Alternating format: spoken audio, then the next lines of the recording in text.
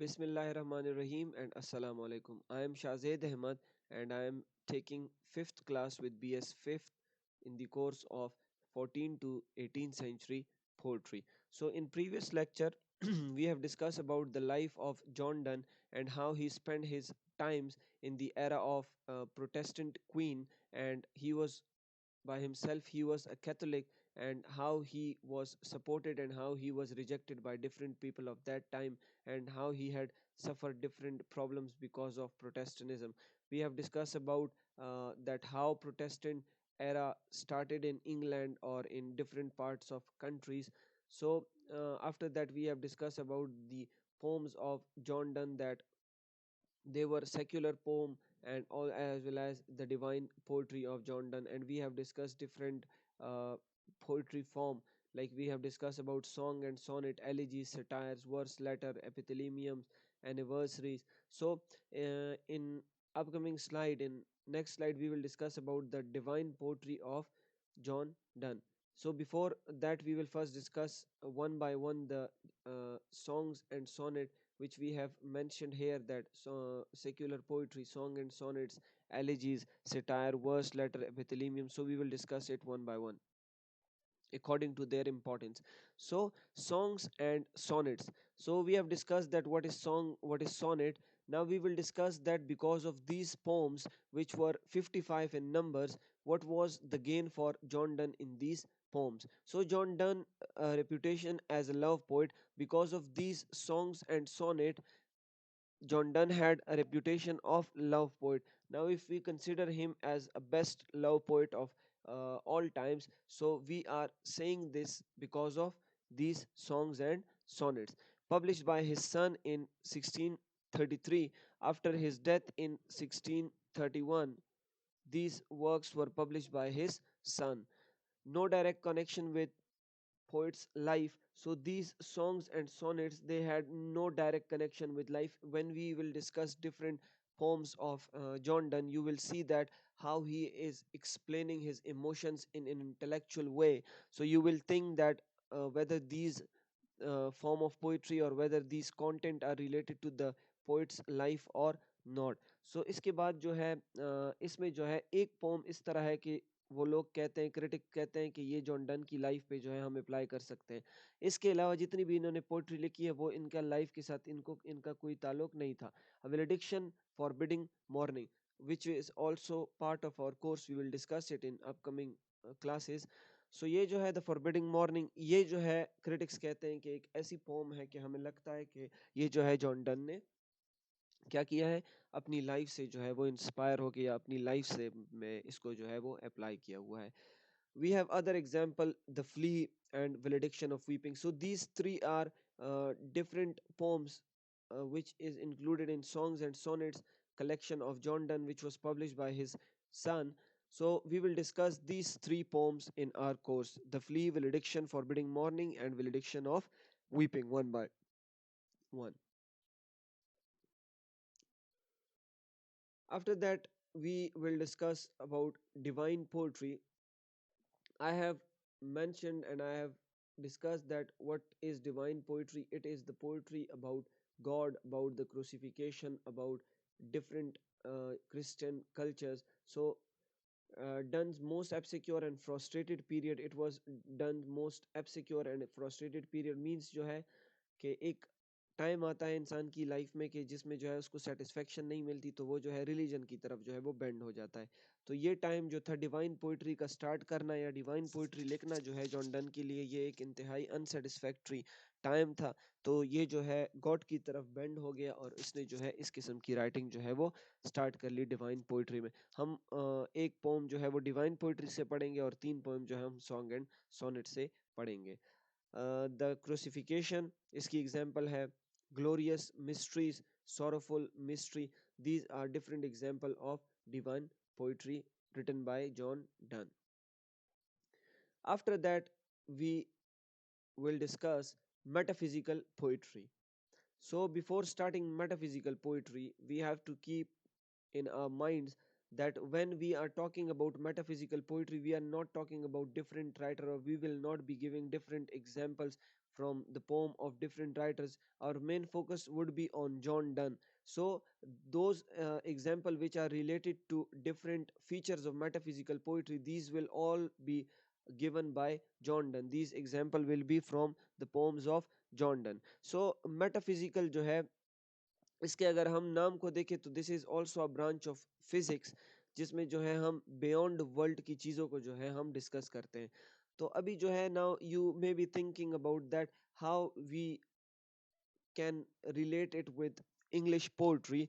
सो ये जो है मैं आपको जब फीचर्स इसके बताऊंगा तो you will know that how metaphysical poetry is in English literature is related to the very definition of metaphysics. So Dryden first used the word Dryden first used the word metaphysical in connection with Donne's poetry. So, for the first time, Dryden had used the word metaphysical for the connection of Donne's poetry when he read the poetry of John Donne. So he thought that it is metaphysical poetry. So जो है उसके बाद क्या है कि and Dr. Samuel Johnson confirmed this term. First of all, it was derived for metaphysical poets that they are metaphysical poet because of the poetry of Donne, and it was given by Dryden, who was a critic as well as a poet and a writer. And after that, a great critic of all time doctor Samuel Johnson, उन्होंने जो है इस term को confirm किया कि yes जो है जो आपने टर्म दिया है, ड्राइडन ने जो टर्म दिया ये बहुत अच्छा दिया है उसको. Ever since the word metaphysics is concerned with the poetry of done and his followers. और उसके बाद जो है लोग इस मेटाफिजिक्स को जो है जॉन डन और उनके फॉलोअर के लिए जो है उनकी राइटिंग्स के लिए इसको यूज करते हैं. सो इनमें जो है वो डिफरेंट और भी मेटाफिजिकल पोइट हैं जिनका नाम जो है आप काफ़ी कम सुनेंगे इंग्लिश पोइट्री में. इसमें एक इब्राहम कवली है, जॉन क्लेवलैंड है, George Herbert, Henry Vaughan and Andrew Marvell and Richard Crashaw. ये जो है डिफरेंट मेटाफिजिकल पोइट्स हैं. इनके साथ हमारा कोई ताल्लुक नहीं है, but you have to keep it in mind that they were different poets and they were followers of John Donne. अभी ये दो जो हैं ये फॉलोअर्स नहीं है, ये जॉन डन के टाइम ही के या इनसे पहले के हैं, लेकिन औरों ने जो है फिर जॉन डन को कम्प्लीटली फॉलो किया है. इसके बाद we will move to our seconds. So metaphysical poetry. By 16 and 17 Elizabethan poetry had exhausted itself. Now we will discuss the period when the metaphysical poetry started, that how the poetry was shaping the society and how different writers were using different conventions to write different form of poetry. So कह रहे हैं कि 16 और 17 century की poetry जो है, Elizabethan poetry जो है, उसमें हमारे पास सिडनी आ जाता है, स्पेंसर आ जाता है, शेक्सपियर आ जाता है. दे आर ग्रेट पोइट्स जो कि जॉन डन से काफ़ी हाई दर्जे के पोइट्स हैं. कह रहे हैं कि जब 17 सेंचुरी का स्टार्ट होता है तो इसमें जो है ये एलिजाबेथन पोइट्री जो सिडनी, शेक्सपियर और स्पेंसर ने जो इसके टर्म्स रखे थे, मीन हाई लेवल पे इसको रखा था, ये एग्जॉस्टेड होना स्टार्ट हो जाती है. मीन्स ये डिक्लाइन पे जो है वो आना स्टार्ट हो जाती है. Means science of decadence were there कि ये जो पोइट्री की फॉर्म है जो एलिजाबेथन जो है एज जो है पोइट्री या ड्रामा के लिए जो मशहूर है, ये जो है ख़राब होने की तरफ जो है वो जा रहा है, डेकेडेंस की तरफ जो है वो जा रहा है. Everything was artificial and conventional. और जो कोई भी इस टाइम पे राइटिंग कर रहा था उनकी राइटिंग आर्टिफिशियल लग रही थी, because they were following there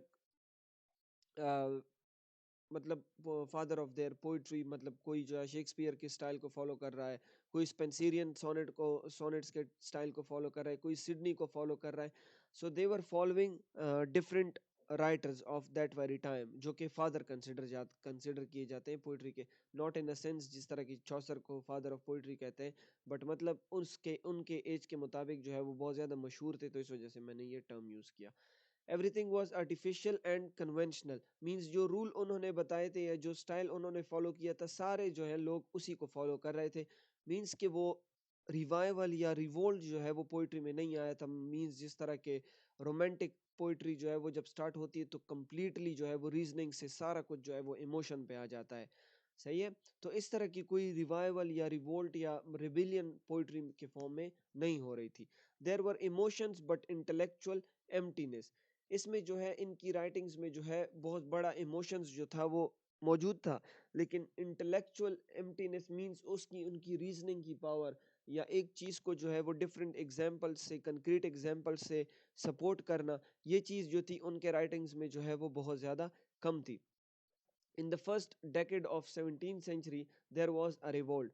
फिर क्या होता है कि first decade of 17th century means कि पहले 10 सालों में जो है, डेकेड जो है वो 10 ईयर्स को कहते हैं, सही है।